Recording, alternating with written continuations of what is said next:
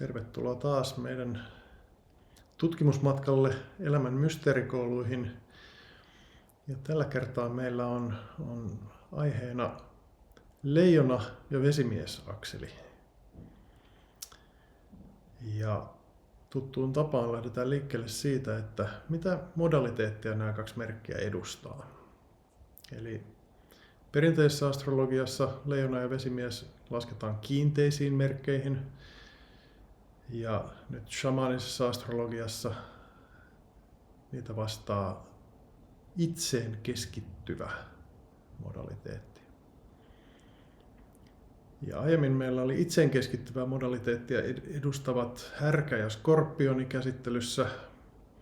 Ja niistä todettiin, että ne keskittyy aika vahvasti semmoiseen niin kuin fyysiseen ja tunnemaailman kautta ja oman kokemuksen kautta maailman tutkimiseen. Ja nyt leijona ja vesimies on täällä myös tutkimassa maailmaa itsensä ja oman kokemuksensa kautta, mutta toisin kuin härkä ja skorpioni, niin leijona ja vesimies, jotka on tulimerkki leijona ja ilmamerkki vesimies, niin ne on tällaisia enemmänkin abstraktilla tasolla toimivia. Eli voisi sanoa, että vesimies tutkii maailmaa ennen kaikkea tämmöisen niin kuin mielen toiminnan, ajattelun tasolla, tietoisuuden tasolla.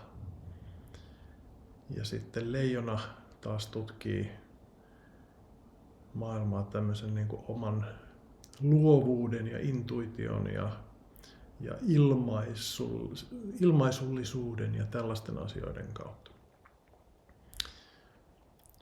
Eli nyt se, että nämä on itseen keskittyviä merkkejä, niin tarkoittaa sitä, että niillä ei lähtökohtaisesti ole kulttuuria rakentavaa tehtävää, ainakaan kulttuurin rakenteita rakentavaa, ja ne ei oikeastaan ole kauhean kiinnostuneita ihmisen kulttuurin rakenteista sinänsä. Toki ne voivat päätyä toimimaan sitten niin kuin ihmisyhteisöissä hyvinkin tiiviisti, mutta siinä on aina semmoinen niin kuin itselähtöinen ja siihen omaan tarpeeseen perustuva niin kuin tausta. Joo, ja vaikka ne ei niin kuin varsinaisesti ole mitään kulttuurin rakentajia, mutta esimerkiksi varsinkin vesimies, niin se visionäärisyys ja se semmoinen kyky ja halu, kiinnostus laajentaa sitä omaa perspektiiviä ja sitä omaa näkökulmaa ja omaa tietoisuutta, niin kyllähän sekin palvelee jollain tavalla kulttuuria, koska sieltä tulee ne ideat, mitä kukaan muu ei uskaltanut ajatella tai ottaa vastaan, ja leijona se semmoinen luovuus, että hei, en mä tarvii mitään käsikirjoitusta, kun mä voin luoda tästä elämästä juuri sellaista, kun mä haluan luoda siitä, niin ne on molemmat mun mielestä asioita, mitkä palvelee meitä kaikkia, koska sieltä tulee niitä asioita, mutta se mitä kautta ne tulee, on se oman kokemuksen niin kuin kautta tavallaan päästään siihen johonkin niin kuin uuteen tai uuteen näkökulmaan tai siihen, että mitä se luovuus, mitä sieltä tulee läpi milläkin hetkellä. Joo, aivan. Eli nämä merkit ikään kuin päätyvät palvelemaan tavallaan puolivahingossa hyvinkin monesti arvokkaalla tavalla sitä ihmisten niin kuin yhteisön kulttuuria, mutta se ei ole niiden ikään kuin ensisijainen tavoite, vaan se niin kuin oman tietoisuuden laajentaminen tai oman luovuuden ilmaiseminen on se kaiken A ja O.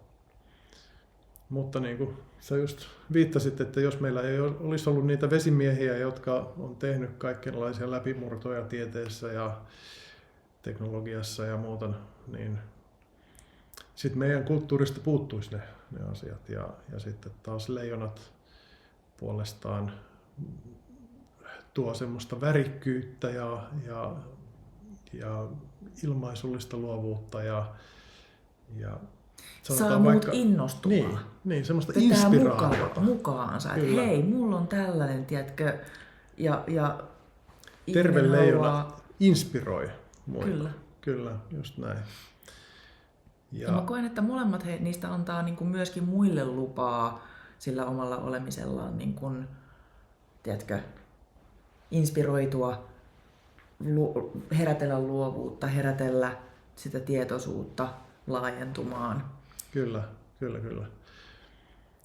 Ja just semmoisella hyvin niin kuin autonomisella ja yksilöllisellä tavalla. Eli meillä viimeksi oli käsittelyssä Rapu ja Kauris, jotka oli niitä kulttuurin ylläpitäjämerkkejä, joilla on hyvin vahva semmoinen yhteisöllinen näkökulma.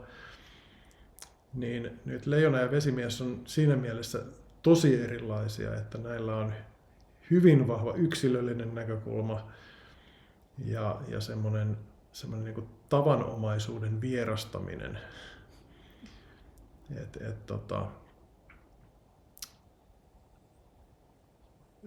Jos ihminen voidakseen hyvin ja pystyäkseen toimimaan niin kuin viisaasti tässä maailmassa, niin tarvitaan riittävästi yksilöllisyyttä ja sitten tarvitaan myös kykyä olla osa yhteisöä.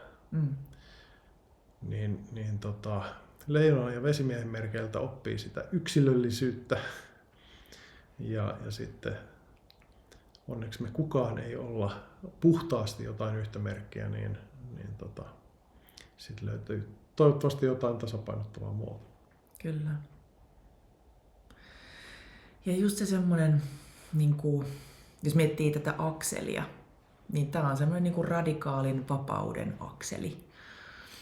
Että se, mikä Leijonaa ja Vesimiestä yhdistää, on nimenomaan se, että ne ei ole kiinnittyneitä muihin, vaan se on semmoinen, niin kuin, Vesimiehellä vapaus ajatella, vapaus niin kuin mielen tasolla ja tietoisuuden tasolla kaikkeen. Ei ole sääntöjä, ei ole rajoitteita.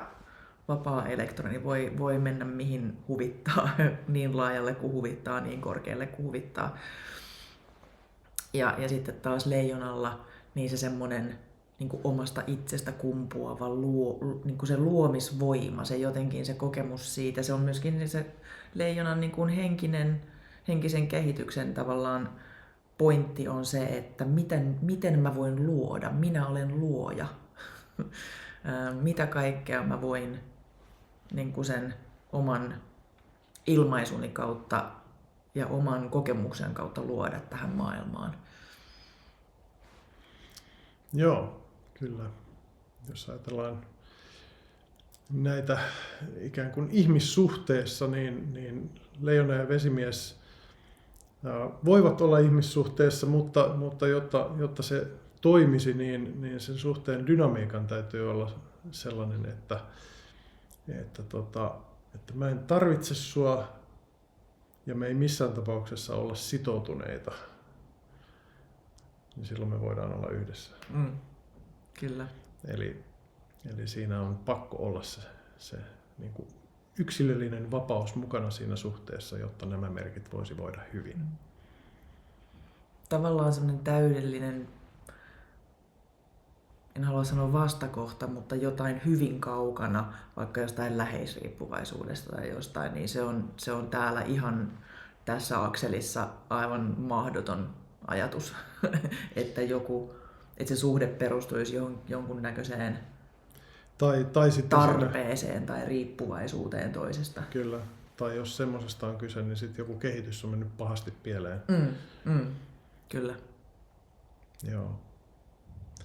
Mutta sillä henkisen tehtävän näkökulmasta Leijona on täällä harjoittelemassa sitä itsensä autenttista ilmaisemista ja ehkä voisi sanoa, että ennen kaikkea itsensä ehdotonta hyväksymistä ja semmoista radikaalia itsensä rakastamista. Ja se on monelle kehittyvälle leijonalle suuri haaste. Ja sitten Vesimies puolestaan on täällä ennen kaikkea niin kuin laajentamassa omaa tietoisuuttaan, rikkomassa kaikenlaisia tavanomaisuuden ja totunnaisuuden rajoja ja löytämässä kaikkea uutta.